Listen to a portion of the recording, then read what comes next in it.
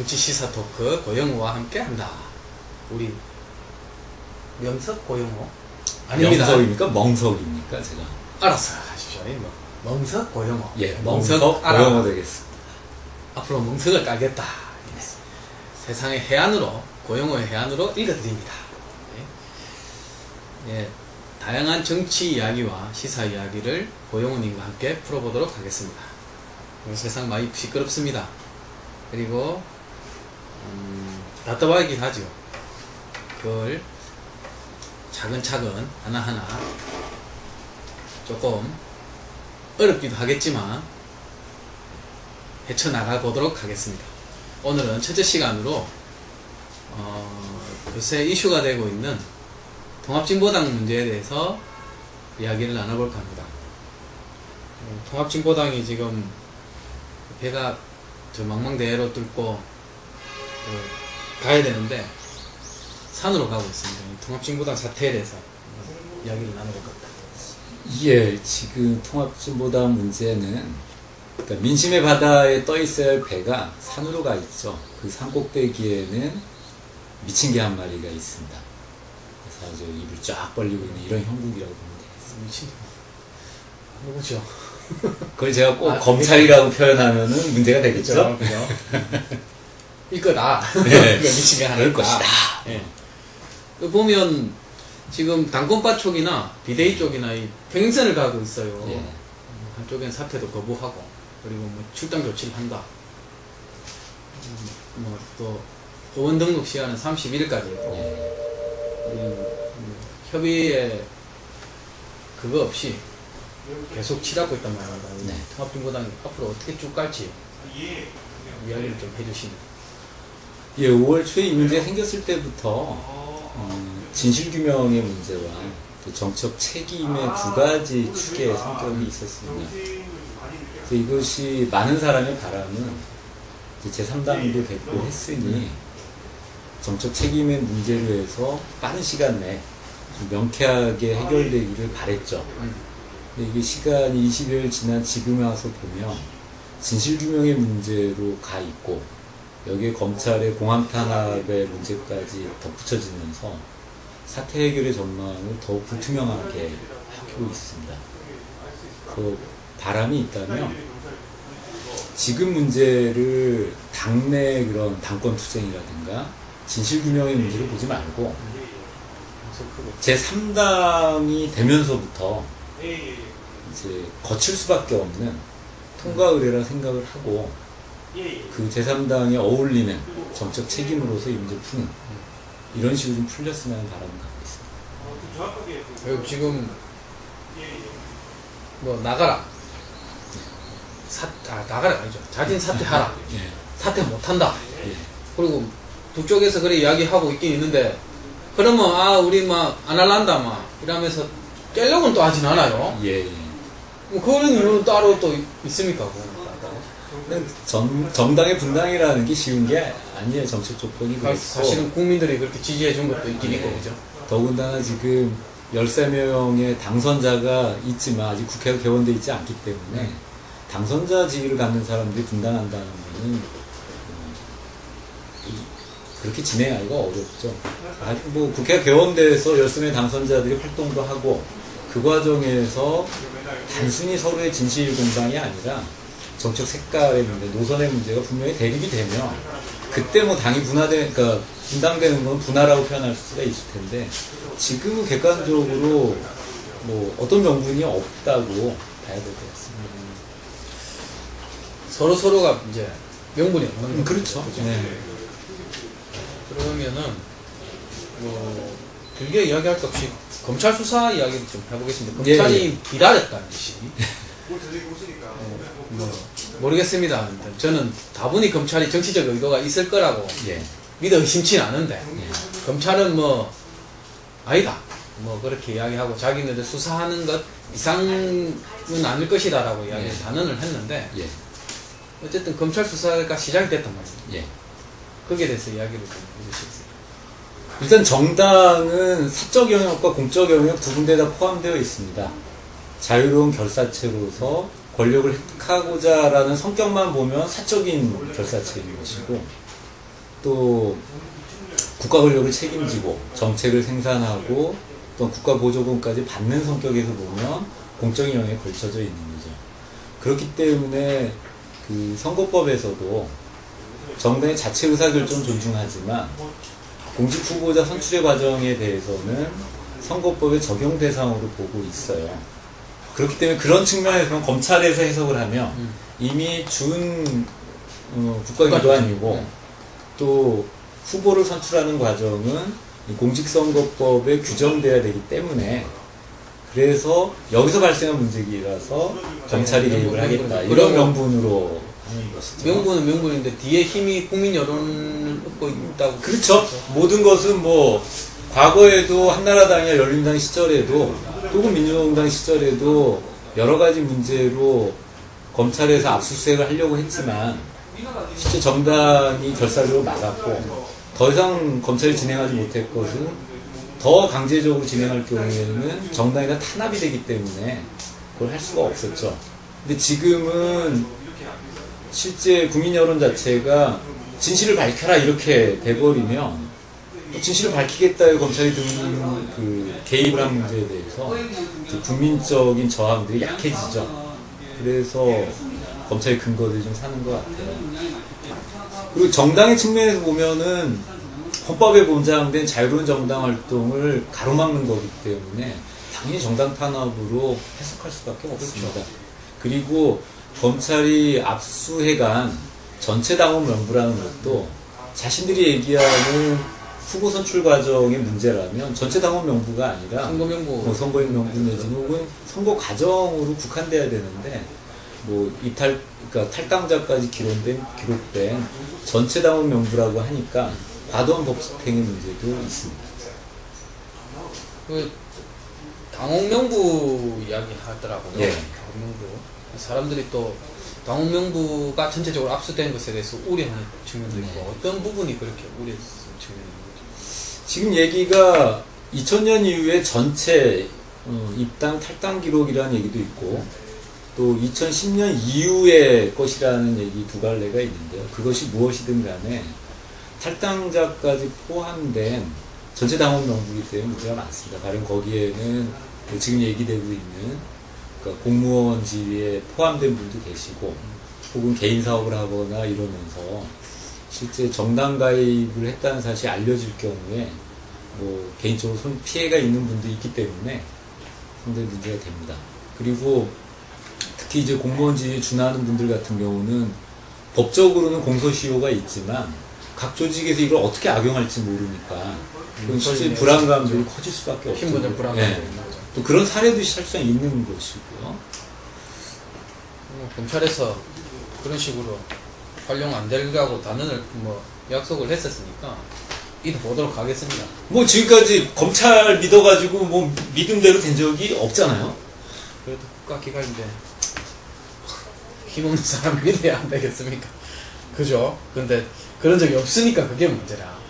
저는 이게 명백합니다. 검찰 태도가 당원 명부를 압수해간 다음에는 명백하게 이제 부정선거와 관련된 문제만 하겠다 하다가 기자들이 그럼 회계 문제까지 보겠냐 하니까 회계 문제도 드러나는 게 있으면 보겠다 했고 바로 다음 날은 이것을 소위 말하는 당권파 혹은 종북파에 대한 수사로 가겠다고까지 했기 때문에 이건 명확한 이제 정치 탄압으로 변질될 가능성이 무척 높습니다. 자기네들이 본연에 의도했던 대로 이제 끌고 나가겠다는 거죠? 예. 예, 알겠습니다. 통합진보당 앞으로 사태가 어떻게 진척될 것인지 거기에 대해서 이야기를. 일단 지금 이제 자진타 사퇴 압박을 받고 있는 2명의 비례대표 당선자 같은 경우에 국회가 개원되고 나면 그 당내 절차를 통해서 제명시킬 방법, 당에서 이제 탈당시킬 방법이 무척 줄어든다. 가령 당선자 지위했을 때는 당기에서 제소해서 끝나지만 국회의원의 신분을 갖게 되면 정당법상 그 당 소속 국회의원의 절반이 동의를 해줘야만 되기 때문에 사실상 6월 1일로 가버리면 비례대표 2명에 대한 당내에서의 제명 조치는 쉽지 않다. 불가능하다. 네. 이제 개원을 하면 네. 당기위나 뭐 그런 데서 그 사람을 제명시킬 수 있는 것이 아니고 의원들 당내 의원들에서 이제 뭐 그게 있어야 되는 거죠. 법적으로 그래 되는 거예요. 예. 그러면 뭐 차일피일 미루거나 이래 돼갖고 30일 지나버리면 그러니까 국회의원의 지위를 없앨 수 없다는 거죠. 없애는 거죠. 뭐 탈당을 시킬 수 있지만 특히 지위를 없앨 수 없다는 거죠. 알겠습니다.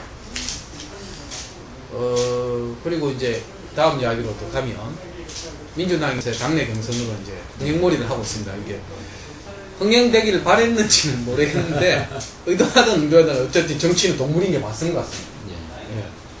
뭐 좋게 표현하면 역동성인 거고 민주당 내에서 이렇게 흥행을 하고 있는 것 같습니다. 원래 했던 시나리오 아니고 원래 시나리오대로 안 돼야 애들이 있어야 재밌습니다. 그렇죠. 예, 여기 어떻게 전개될 것인지 당내 경선하고 뭐 지금까지 이렇게 한번 정리 좀 해주시겠습니다. 원래는 이제 박지원 원내대표, 이해찬 당대표라는 게 이게 시나리오죠. 예, 그렇게 돼 있고 거기에 또 뭐 대선 후보도 연결돼 있다라는 게 언론에서 어떤 관측이죠. 근데 그것이 당내 반발이 생겼고 그러면서 각 지역 경선마다 그 순위의 변동이 생기고 있습니다. 그런 점에서 보면 자체로 이제 박지원 대표가 얘기하듯이 역동성이라고 표현할 수 있습니다. 지금 현재 민주당의 대의원과 그리고 주변의 지지자들 사이에서 그냥 뭐 이번 당대표는 그냥 관리형 당대표니까 그냥 넘어가는 선거 아니었냐 하다가 이제 치열하게 경쟁이 붙고 있습니다. 그런 점에서 보면 그런 지지자들 결집시키고 관심을 증폭시키는 역동성이 발휘되고 있습니다. 하지만 그 내용을 보면 그 대선 예비 주자들 간에 협정연합이 사실상 있는 것이고 거기에 따라 가지고 당대표 후보에 대한 서로 간에 이제 표에 이제 협정연합이 생겨서 그 역동성의 그 질적으로 보면 좀 떨어진다 이렇게 볼 수밖에 없고요. 그리고 각 지역마다 1등한 후보들을 보면 지역 대표성을 가지고 있고 광주 전남에서 강기정 후보나 오늘 있을 대구 경북의 추미애 후보가 충분히 1등을 예측되는 일이다. 그죠? 지역 대표성을 가지기 때문에 지난 1월 달에 있었던 한명숙, 문성근 이런 경쟁 구도보다는 좀 정치적 질에서 보면 조금 떨어진다 이렇게 해석하는 게 맞을 것 같습니다. 어쨌든 5월 31일까지 뭐 국민 경선 참여단 그 모집회 6월 3일 날 선거한다 했습니까? 예, 6월 3, 4일 날 모바일 투표를 하고요. 6월 9일 날 서울, 경기, 인천 당대의원들이 모여갖고 최종 투표를 하고. 뭐 이런 식으로 가면 어쨌든 끝까지 가봐야 지금 끝까지 가봐야 알 수 있습니다. 또 아까 말했지만 역동성이 더 발휘돼갖고 더 바람이 불 수도 있는 것 같습니다. 그 대선 전초전이라 해서 그렇게 뭐 관리형 경선이다 이래갖고 별로 흥행을 크게 생각을 안 했는데 그렇죠. 의도하지 않게 그죠. 예. 참 정치는 살아있는 게 맞는 것 같습니다.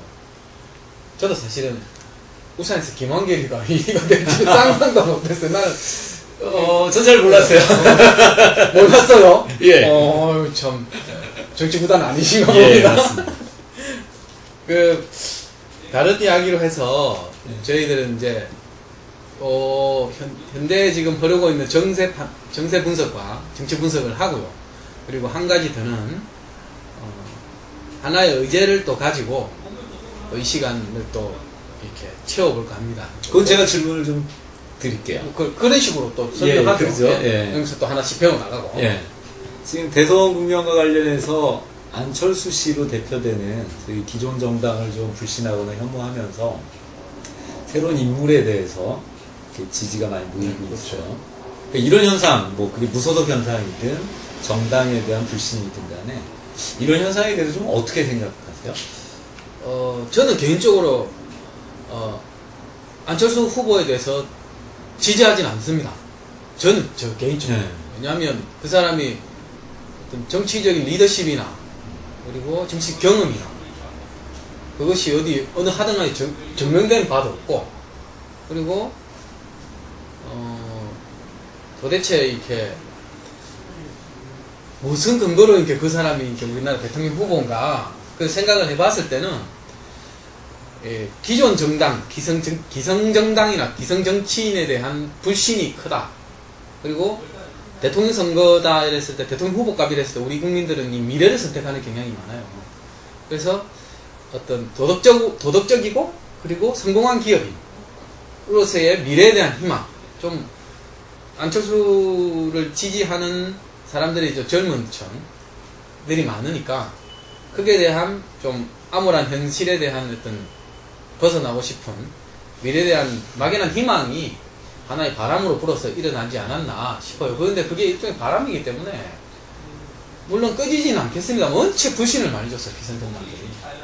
뭐 자기네들 아전투구하고 자기네들 정당리강약이라 그러죠.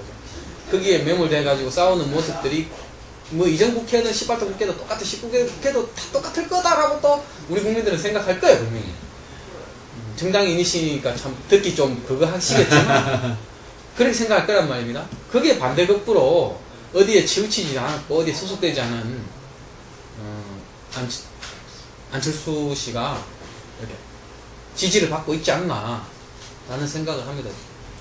저는 이제 우리 사회 안철수 현상에 대해서 조금 좀 도발적이지만 좀 귀족주의적인 냄새가 좀 난다 이런 생각을 갖고 있어요. 왜냐하면 그 현대 민주주의에서 정당 정치의 발전은 그 귀족주의적인 정치하고 대립을 통해서 발전한 겁니다. 그렇죠. 왕이 있었고 귀족이 있었고 시민이 구성되면서 의회가 생기고 권력 분점 체계가 생긴 건데 그때도 소위 보통 선거권은 확대되지 않았었고 그 소위 배우고 돈 좀 있는 사람들이 정치를 한 거죠. 그게 이제 부르주아 민주주의라고 했던 것입니다. 이제 1900년대를 20세기 초반 들어서면서 보통 선거권이 확대되니까 소위 못 배우고 돈 없는 노동자나 여성의 참정권이 생겼고 이 사람들이 의회나 권력에 진출하기 위해서는 정당이라는 조직을 만들지 않으면 집단적으로 여기에 그 권력을 가질 수가 없었던 거죠. 그러면서 정당을 만들었고 그 정당들이 성공하면 이제 집권당이 되는 거고 뭐 그러면서 정당 정치가 발전해 온 겁니다. 그 통합진보당도 뭐 그런 그렇겠죠. 소위 진보정당의 노선이라는 게 그런 것이고 소위 그런 거죠. 그런데 실제 정당 정치가 지금까지 제 역할을 못하고 당내 민주주의를 구현하지 못하면서 그리고 시민들의 그 보통 선거권을 가진 시민들의 열망을 정당에 담지 못함으로 인해서 정당 바깥에서 대안을 찾게 되는 거죠. 근데 그 정당 바깥의 대안이라는 거는 대단히 뛰어난 인물 외에는 대안이 없죠. 보통 사람에 대해서 그렇게 가지 않을 테니까. 그래 이제 좀 귀족적인 인생이 좀 난다고 저는 좀 진단을 하고 싶고 앞으로 뭐 대선 국면이라는 거는 계속 이제 엎치락뒤치락 할 것이고 많은 변수도 생기겠지만 정말 필요한 것은 각 정당에서 자기 후보를 제대로 민주적으로 선출하고 또 대통령 후보가 되고자 하는 사람은 자기가 함께할 세력이 무엇인지 그 세력이 추구하고자 하는 국가 비전이나 정책은 무엇인지를 분명히 해줘야 되고 그것 속의 경제, 그 정당의 형태를 꼭 안 띄더라도 그 속에서 경쟁되고 그 집단적으로 선택받을 때 실제 정치가 안정될 수 있다고 생각을 합니다. 그런 점에서 안철수 개인에 대한 이런 열망들이 좀 더 진전이 돼서 뭐 세력으로 하나의 세력으로 어떤 노선으로 정책적인 비전 그렇게 빨리 모아져야 되는 거. 그거를 만약에 실패한다 그러면 안철수 대안이 아닌 거죠. 그것도 그렇고 그런 식의 정치적인 세력이 형성되지 않고서는 뭐 우리나라처럼 조직적으로 선거가 일어나는 데서는 뭐 바람을 일으킬 수 있을지 모르겠지만 그런 점에서 저는 뭐 지금 민주당이나 진보당이나 이 야당이 자기 정체성을 빨리 확고히 하고 대선을 빨리 선정하고 그런 과정이 대단히 중요한데 민주당대로 진보당 진보당대로 저는 솔직한 말로 지금 이 판국에 이 판으로 가갖고 12월 대선 어떻게 치러내겠까 뭐 그건 근본적으로 있는 거죠. 끔찍 대산이에요. 근데 이제 물론 정당이라는 게 대통령 선거라는 데서 당선되는 게 제일의 목표, 그걸 통해 국가 권력을 얻고 자신의 정책을 실현하는 것이 이차의 목표지만 또 그렇다 해갖고 아무런 정책적인 비전이나 이런 거 없이 당선 가능성이 높다라는 이유로 뭐 자격을 포기하든 뭐 이런 방식으로 또 할 수는 없는 거거든요.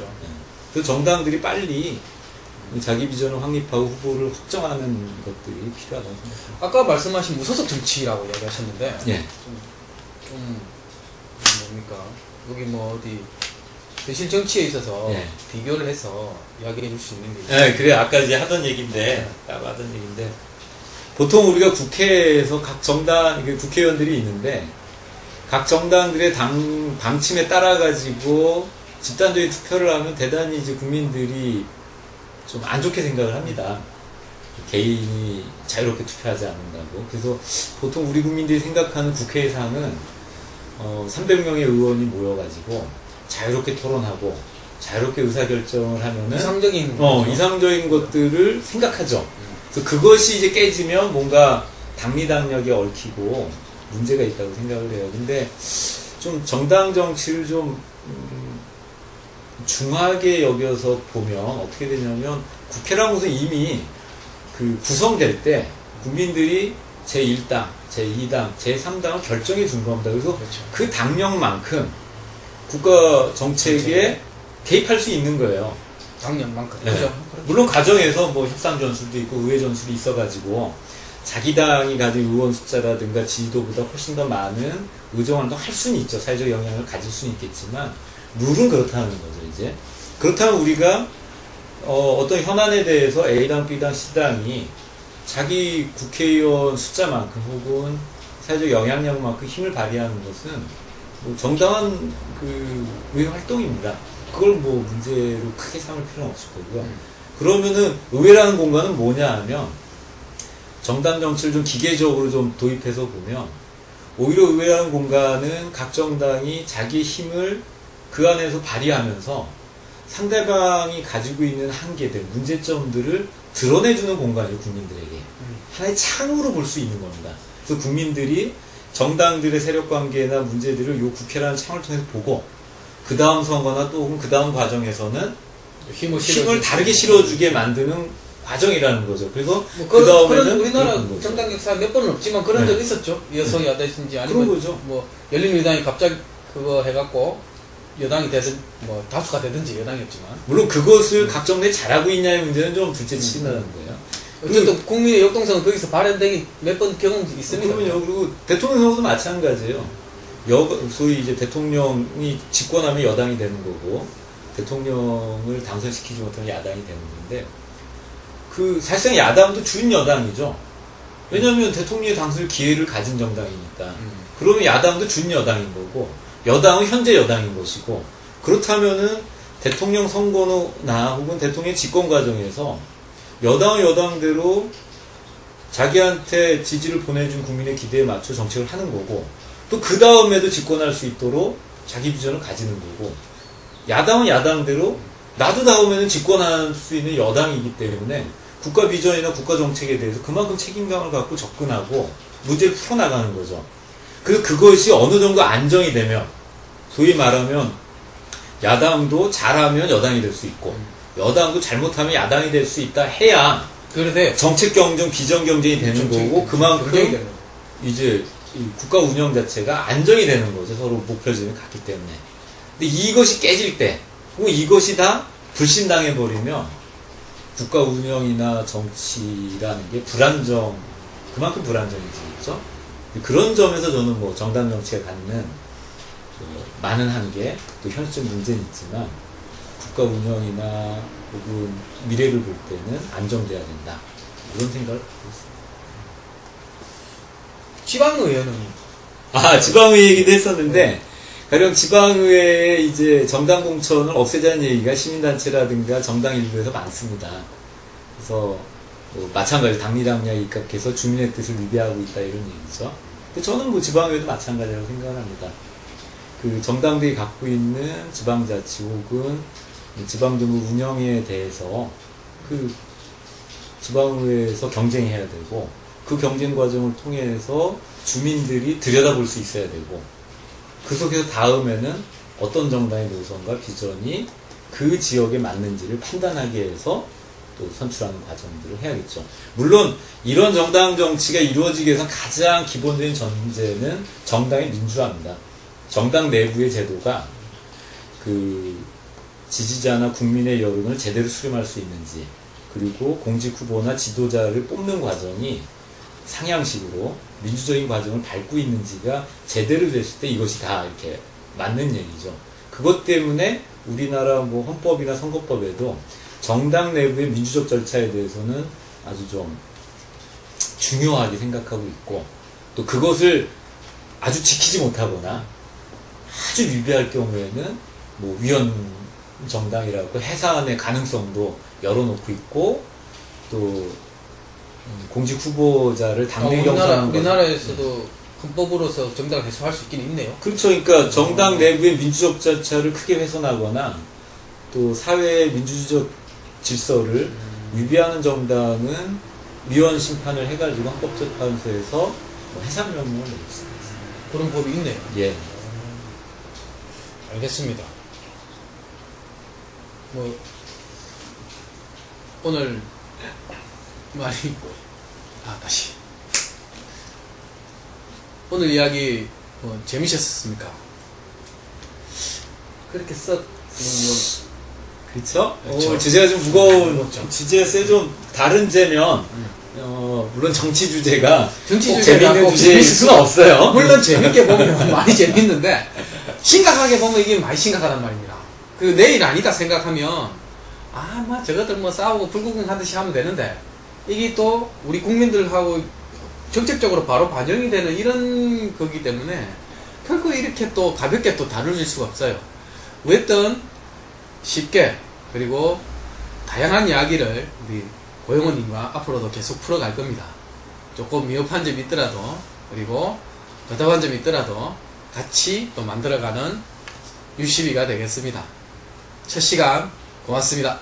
예, 고맙습니다. 아이고 힘들다. 박수. 녹화한 거 또 하려니까 조금 좀 그지?